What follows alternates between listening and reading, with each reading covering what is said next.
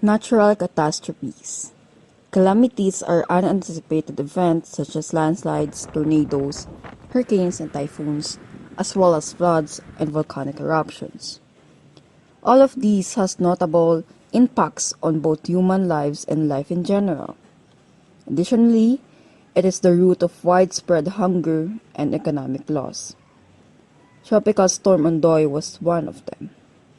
During the 2009 Pacific typhoon season, Typhoon Ketsana, also known as Tropical Storm Ondoy in the Philippines, was the second most destructive tropical cyclone. This typhoon came out of nowhere and was so powerful that it was almost as powerful as unlucky number 15. Ketsana began to organize roughly 530 miles or 860 km northwest of Palau on September 23, 2009. Because the depression was still weak, the Japan Meteorological Agency or JMA reduced it to a low pressure area later that day. However, as deep movement began to circulate around the low-level depression center early the next day, the Philippine Atmospheric, Geophysical, and Astronomical Services Administration, or PAGASA, reported that the low-pressure area had developed into a tropical depression and gave it the local name of Ondoy. Later that morning, the JMA reclassified Ondoy as a tropical depression, and the JTWC followed suit early on September 25, identifying it as Tropical Depression 17W when it passed 400 nautical miles east of Manila in the Philippines. Ondoy's intensification was interrupted on September 25 by the system moving into an area of moderate vertical wind shear and an upper level pressure moving over the storm. Despite the fact that its low-level circulation center was largely exposed, the JTWC upgraded it to a tropical storm later the next day. The JEMA followed suit early the next day, giving the storm the international name Ketsana and the international identifier 0916. Warnings were already posted on the 25th of September. Albay, Burias Island, Quezon, Marinduque, Rizal, Bulacan, Aurora, Nueva Ecija, Nueva Vizcaya, Quirino, and Isabela are already under public storm warning signal number 1. Meanwhile, the provinces of Catanduanes, Camarines Norte and Sur, and Polillo Island are under public storm warning signal number 2. The next morning, signal number 2 was activated in 11 provinces, while signal number 1 was activated in 15 provinces, Lubang Island, and Metro Manila. Typhoon number 16, Ondoy, impacted southwest Luzon in the Philippines on September 25 and 26, 2009, resulting in severe rainfall. Within a 24-hour period, rainfall was recorded at the Quezon City Science Garden, Port Area, and at the Tanay Municipality in the neighboring province of Rizal. When we talk about rainfall over a 12-hour period, the Science Garden experienced amounts of precipitation that are only expected once every 150 years or more. According to Pag-asa, noontime reached a level that is normally typical once every 5 to 10 years. It brought a month's worth of rain in just 12 hours. Caitlyn, a local of Marikina City, shared her story about Ondoy. Caitlyn described the rain as enormous droplets, and the stream was already rising with little indication of dying down. She made the decision to leave her apartment and cross the flooded streets in Malanday, a neighborhood in Marikina, in order to check on her brother who lives nearby. Her sister-in-law, her niece, and her 2 children were seeking shelter on the second floor of the house to avoid the waist-deep flood while her brother was at work that day. Although they received a small break from the flood, their suffering had only begun. The water's height had reached the average height of a person 30 minutes after Caitlyn arrived and was still continuing to rise. Caitlyn began searching her brother's carpentry supplies for a hammer so she could pound through the roof in an effort to escape to higher ground. Her weak attempt, however, failed. If their neighbors hadn't heard Caitlyn and her 4 other relatives trying to flee the surging waves, they may have been stuck in that house and would likely belong among the hundreds dead. In order for Caitlyn's neighbor to escape and access the 3rd floor of a neighboring house, they sawed off a part of the roof. Caitlyn and around 50 other people were forced to watch helplessly from that cramped spot, which was 7 by 7 feet, while 2-story houses and 20-foot electric posts disappeared as the water swallowed everything in its path. They were also left without much food or drink. Everything was being swept away, including furniture, appliances, and people on the roof, according to Caitlyn. The water's current was so fast, as if it was so angry. It was like there was a faucet from underneath, and it was spouting. And then what was shown on the TV those times, the people on the roof being swept away, we saw that too, and we heard their screams, she added.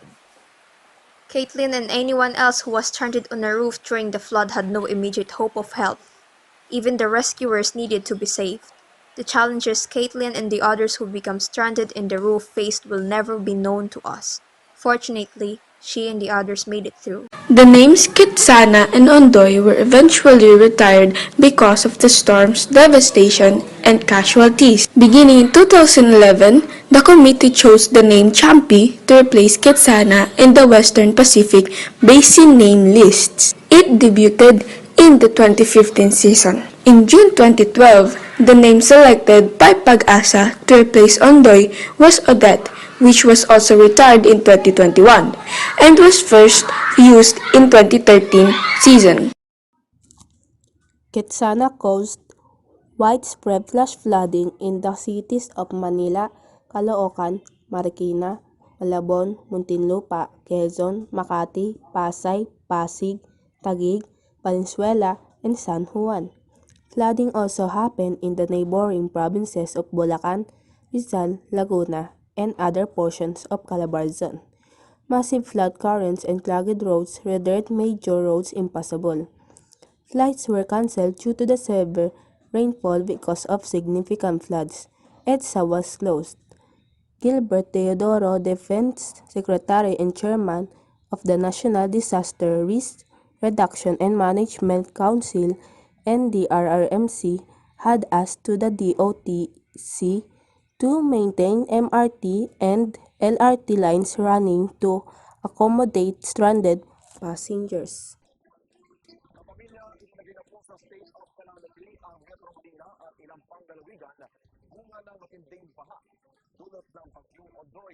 Gilbert Theodora proclaimed an overall state calamity in Metro Manila and adjacent 25 provinces in Luzon impacted by storm on afternoon of September 26. It authorized officials to use emergency funds or relief and rescue.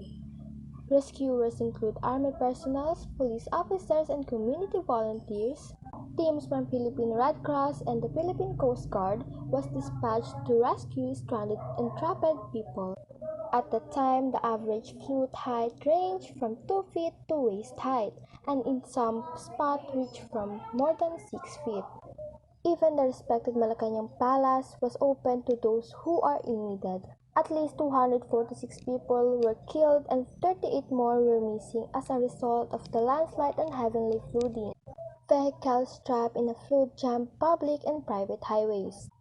Thousands of drivers and passengers were stranded on North Luzon Express Highway or NLEX. Distressed phone calls and emails from Metro Manila residents and their worried relatives inundate televisions and radio stations overnight as the most power communication, and the water supplies were destroyed. Ketsana also forced the closure of Ninoy Aquino International Airport on Naiya from a nearly near day. Also, the then current President Gloria Macapagal Arroyo called for unity and heroism in the midst of the calamity caused by Typhoon Ondoy. She also ordered the extended operations of MRT and LRT for stranded commuters. She has also canceled all government activities for the next day, the 27th of September, including the licensure examinations for teachers, to focus on rescue and relief operations. Lumubog sa tubig baha ang 90% ng kaligtasan sa Rizal Dahil sa pananalasa ng Bagyong Ondoy, lumubog din sa tubig baha ang malaking bahagi ng Marikina City at tinangay naman ang ilang tao sa San Mateo, Rizal. Tropical Storm Ondoy's intensified southwest strength produced extensive flooding in practically all sections of Metro Manila. Nearly 80% of Metro Manila was flooded. According to NDRRMC's final report, 239 barangays in Metro Manila were flooded, specifically from these cities: Pasig, Quezon, Manila, Caloocan, Muntinlupa, and Marikina. Floodwaters ranging from knee or neck deep to rooftop deep were also experienced. Other families evacuated with their pets, and others were lucky to get dump trucks before the water engulfed their homes. But many others were trapped on the roofs of their houses. Many were unable to save their belongings due to the rapid rise of the flood waters.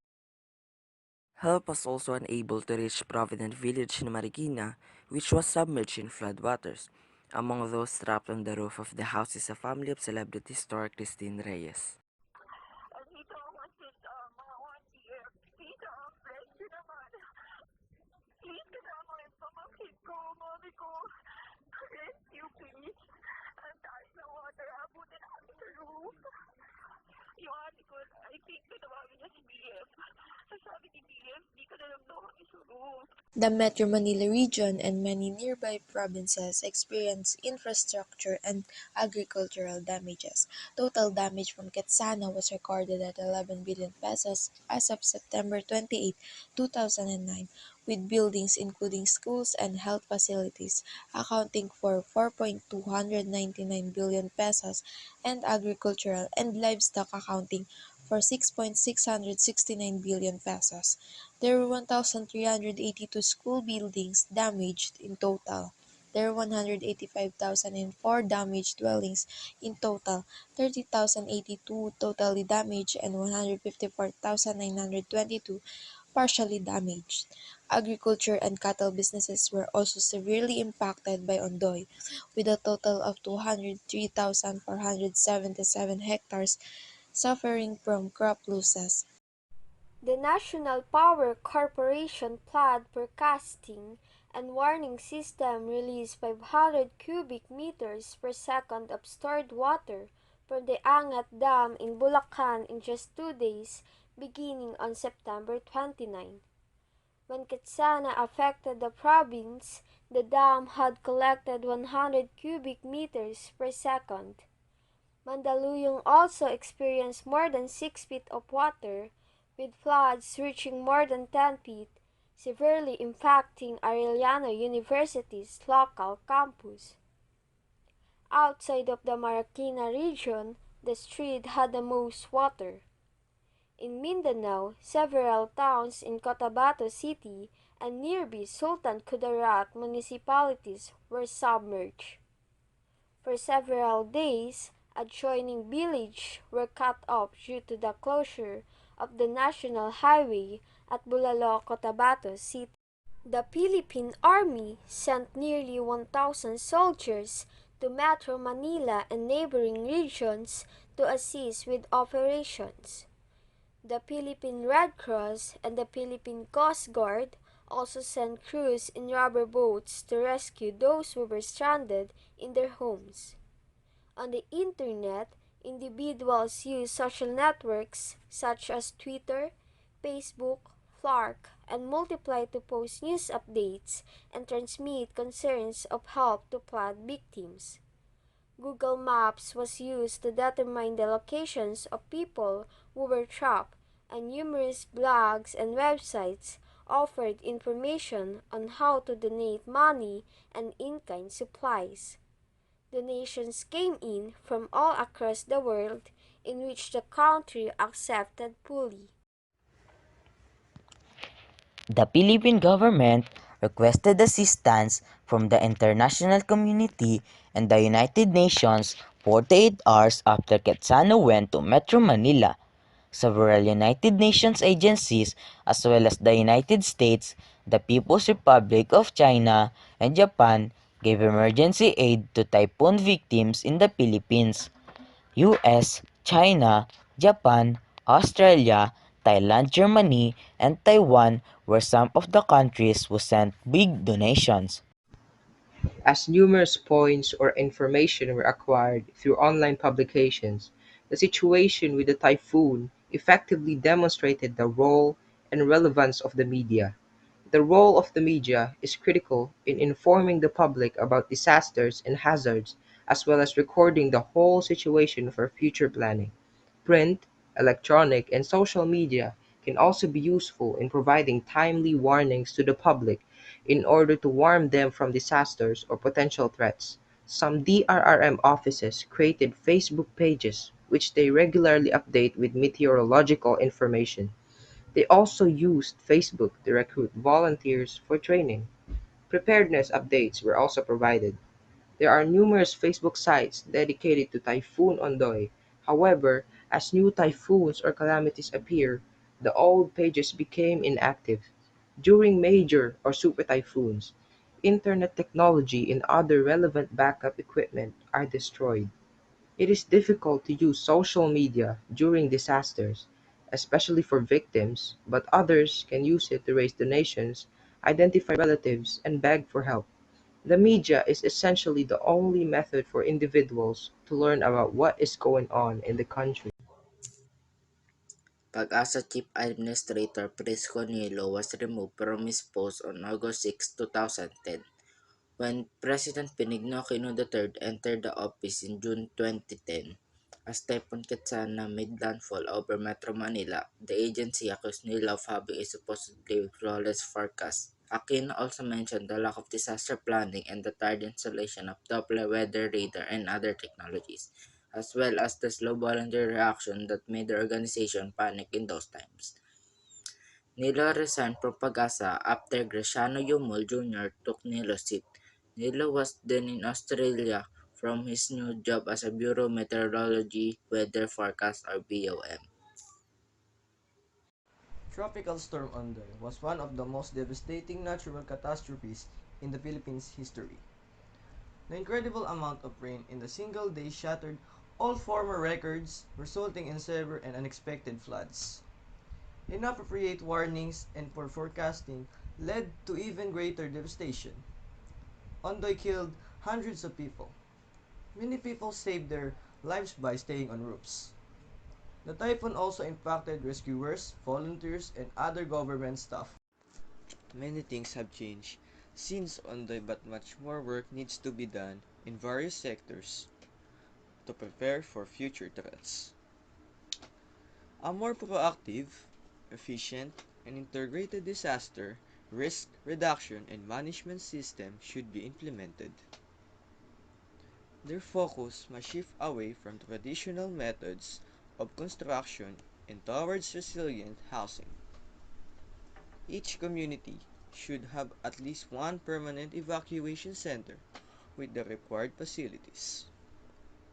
Environmental plans, climate change issues, less pollution, more crops, and so on are some of the measures that can be made to protect the country from more future dangerous threats. Coordination at all levels, agencies, and departments would also result in better planning that leads to better development. Better planning in the public and private sectors would result in a less destruction. Good and healthy influence on the country's economy would also attract investment.